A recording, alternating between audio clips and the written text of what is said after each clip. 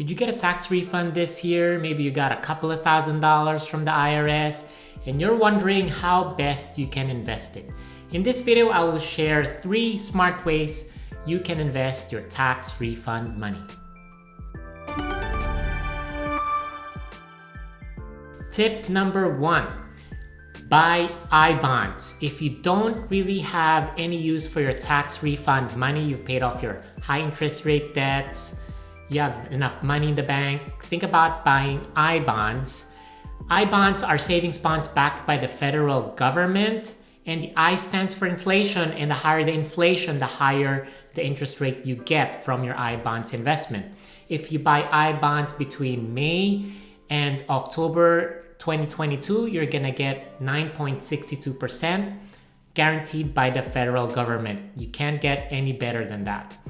Now, if your tax refund money is like $5,000 or $6,000, that's perfect. You can put in all of those in I-bonds. The maximum that you can buy is $10,000 per person per year.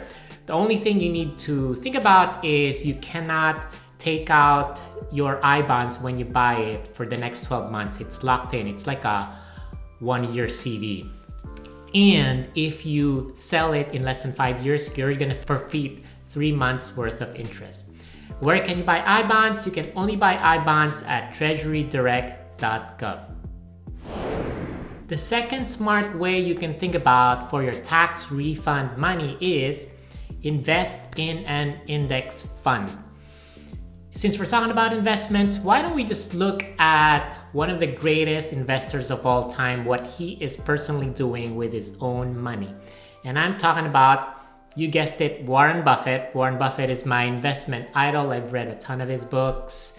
He's currently the world's 5th richest man. And Warren Buffett has instructed the trust that's going to invest the money for his wife after he passes away to invest 90% of that money in just one low-cost index fund. Think about that for a second. Instead of picking stocks, and Warren Buffett is really good at picking stocks, he's telling the trust that's gonna manage the money for his wife to just invest in one low-cost index fund.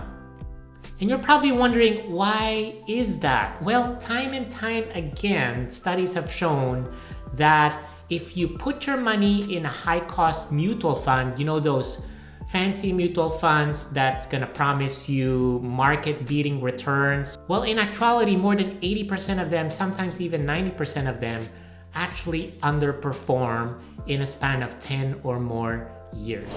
If we go to the SPIVA website, that's the S&P 500 website, we can see that a huge majority of the funds that try to beat the benchmark, in this case S&P 500, more than 83% of them underperform the benchmark. Let's look at Europe. 83% of the funds that try to beat the stock European index also underperform, and it's going to be the same case really anywhere you go. Brazil, 86% of these high-cost mutual funds underperform. In Japan, 82% of these funds underperform. Australia, same story. More than 83% of them underperform while charging you a higher fee.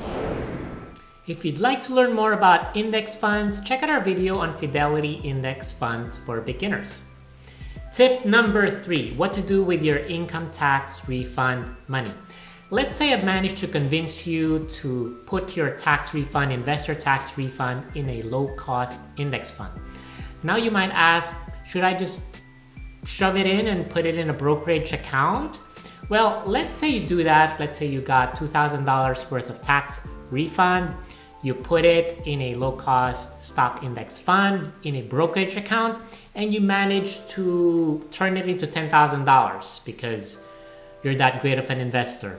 Now, if you just invested it in a brokerage account, you have to pay taxes, unfortunately, on the $8,000 of earnings that you just made. Now here comes tip number 3. If you invested inside a Roth IRA, that $8,000 of earnings you made invested in the same index fund, for example, you don't have to pay a single penny in taxes. Now, not everyone is eligible to contribute to a Roth IRA, so make sure you check first if you are eligible. That's actually one of the most common mistakes that people make. If you want to avoid the 3 common mistakes with Roth IRAs, make sure you check out our video on that. Now, if your income is too high, it's above the limit, and you're no longer eligible to contribute to a Roth, don't worry. There is a loophole actually on how you can still contribute to a Roth through a backdoor, and that's called a backdoor Roth IRA. Also, check out our video on how to do backdoor Roth IRAs.